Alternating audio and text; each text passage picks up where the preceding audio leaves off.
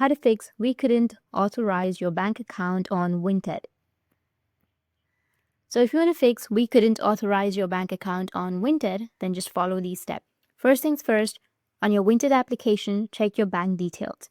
You can go to your account and make sure that all the information you have entered is correct, like your bank name, your account number, and your routing number. And if anything looks off, update it and try again.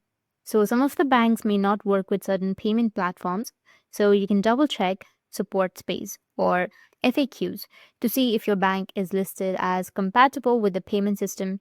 If your bank is still giving you trouble, you can try linking a different payment method. There are such options like PayPal or even a different credit or debit card. You can just go to the payment method section and add an alternative method to see if that works better. The issue may not be your end at all. It could be a problem with Vintage server as well.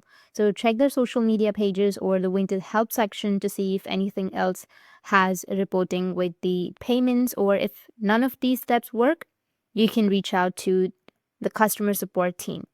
You can contact them through the app by going to the help section and selecting contact us and provide them with the details of the error, and that should be able to help you or rest the issue.